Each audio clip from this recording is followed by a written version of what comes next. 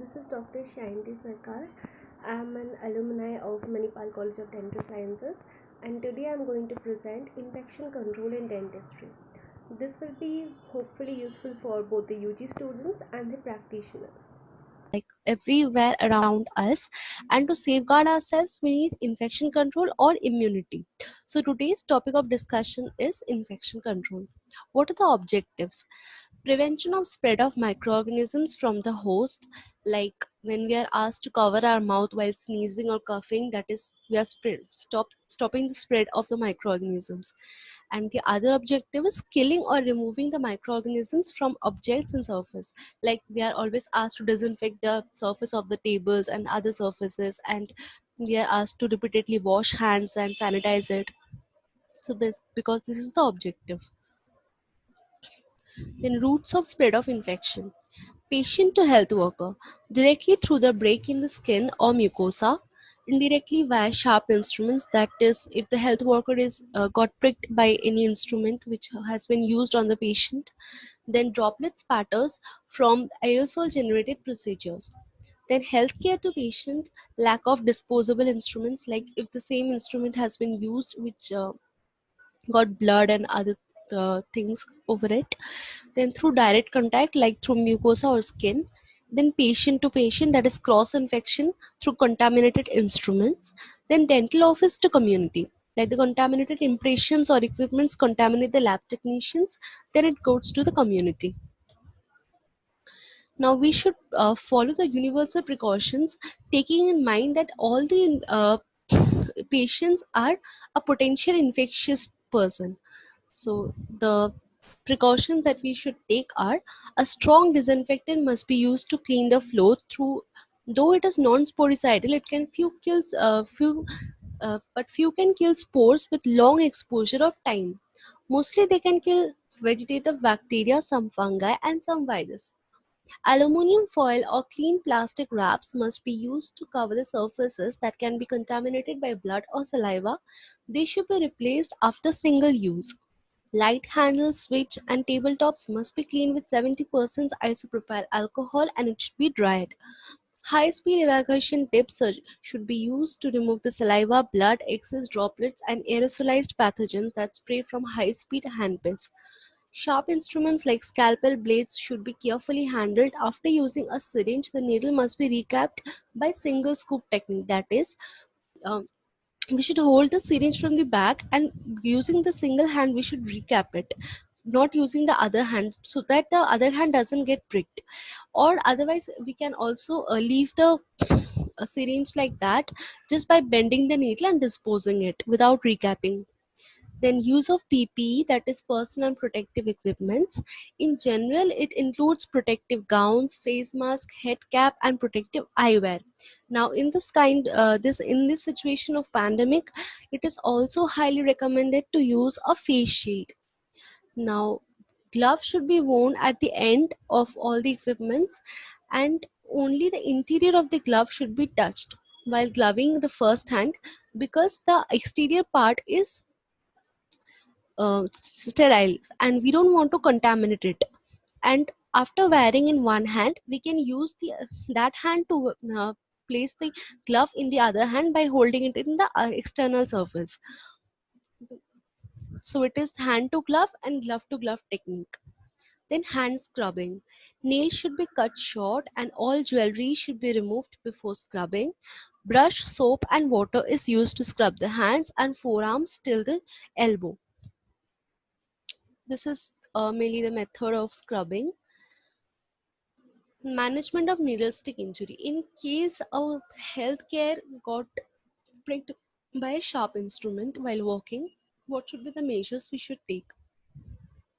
All the operative procedures should be stopped. Wash the wound with soap under running tap water for 7 to 10 minutes. Encourage bleeding till the fresh blood comes. If the patient is hepatitis B positive and the healthcare is not vaccinated, then a course of hepatitis B vaccine should be started for the healthcare worker.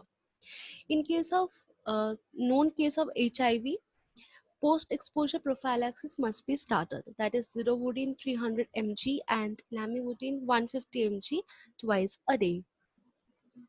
Now, categorization of operatory sepsis, so that we can classify which instrument has to be sterilized in which way and all. There is a categorization. Critical items, instruments that contact cut tissues, example needles, scalpels, endodontic instruments should be thoroughly sterilized. Semi-critical instruments that enter patient's mouth, example syringe tip, suction tip, handpiece, which should again be sterilized. Also, other items like switch, lamp handles, which should be cleaned with disinfectants in between the patients. Non-critical no, environmental surfaces, example chair, floors, they should be cleaned with disinfectants. Here there is a picture of a sterile pouch being used to pack the instrument and put it in the autoclave. Now, instrument sterilization. Hot air oven works on the principle of dry heat. The material should be arranged so as to allow free circulation of air between the objects. In hot air oven, we can use glasswares also, but it should be perfectly dry before placing them. Should be sterilized at 150 degrees for 2 hours. The oven must be allowed to cool for 2 hours before the door is opened. Then boiling, it's a more rapid method on the principle of moist heat, therefore lower temperature and a shorter exposure time is needed. But destruction of the bacterial spores and inactivation of the virus cannot be assured. The instrument should be cleaned of any blood or saliva before placing. 2% concentrated washing soda may be added, though cutting instruments may become dull by repeated boiling. Moist heat, steam under pressure or autoclaving is the most reliable method for killing all microbes and bacterial spores. Sterilization procedure, pre-soaking, placing the instrument in a pre-soaking phenolic compound, then cleaning it. The instrument must be cleaned by hand scrubbing or ultrasonic devices. Packaging, see-through polyfilm bag or pouches can be used to pack individual or group of instruments which is to be placed in the autoclave, like I showed in the previous slide. Then sterilization. Autoclave is the most accepted method. It works under the principle of steam pressure at 120 degrees for 20 minutes and pressure of 15. UV light, this method is used for cloth goods and paper items. Post-sterilization involves drying, cooling, and storage in a dry, low-dust area away from the water pipes or sink. Chemical disinfectants.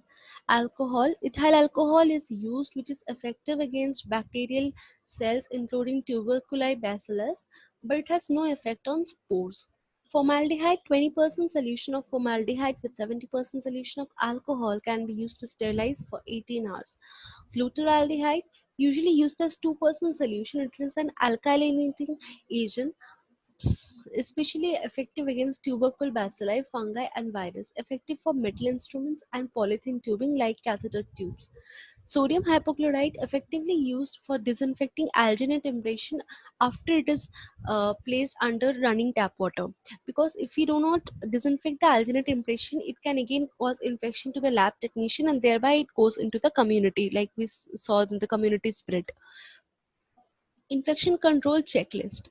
Pre-treatment method period. Sorry. All equipment should be sterilized before use. Light handle, switch, tray table should be disinfected.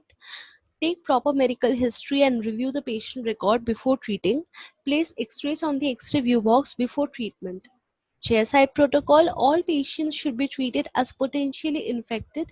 Use of rubber tab and high volume aspiration whenever possible. Good ventilation should be maintained and careful handling of the sharp instruments. Post treatment period. The contaminated gloves must be removed, hand must be washed, and instruments should be cleaned wearing kitchen gloves. Blood and suction tips must be disposed in respective color coded waste disposals. The tray with instruments must be removed to the sterilization area, which is a separate area from the operatory area. Outside the operatory area, handling extracted tooth because of dental education purpose, it should be considered as a clinical specimen because it contains blood, and hence use of universal precautions must be adhered. Person handling the extracted tooth must wear gloves. The teeth should be first cleaned of adherent materials and blood by using an ultrasonic scaler, or by scrubbing it with a brush and soap. Then it should be stored in a fresh solution of sodium hypochlorite, 1 is to 10 with tap water. Lab materials like impression, bite registration, or any removable prosthesis like used in proso or in ortho, it should be. And the last point was receiving area, which should be separate from the production area. The surface tops must be cleaned daily with disinfectants that is labeled as tuberculocidal. Specifically, it is said tuberculocidal because it is considered that if it can kill the tuberculosis bacillus, then it can kill the vegetative cells of other bacteria also. Now, the color coded system for the waste disposal. Yellowback infectious waste, bandage, gauze, cotton, and any other objects in contact with the body fluids. Red black plastic waste such as catheters, injection syringe, blue bags, all types of glass bottles, and outdated medicine. Black bag for needles without syringes, blades, sharp, and all metal articles. Dental water line. It is said that it is a hub for the inhabiting of the microorganisms and their proliferation, which is called a biofilm. Since the flow rate of the water line is very low in dental unit, it encourages biofilm. So how do we reduce it? By flushing of water lines with 5.25% sodium hypochlorite. Filter and anti-retraction valves must be installed in the water lines as close as possible to the point of use. They will prevent the backflow of the fluid into the tubule. Use of sterile water delivery system. Coming to the conclusion, disease transfer to the dentists and dental staffs during the dental care is considered as occupational exposure, while disease transfer from one patient to another is cross infection. Thereby, we are all vulnerable to this.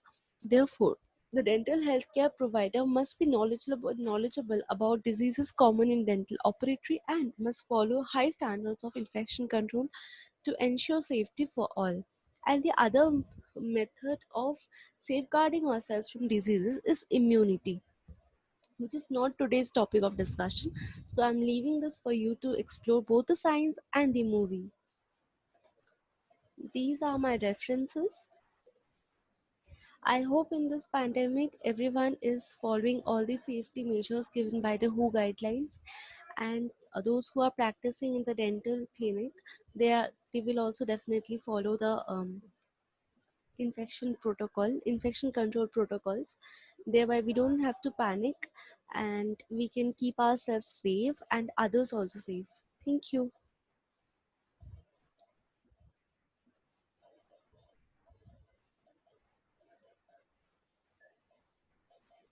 Video चल रहा है।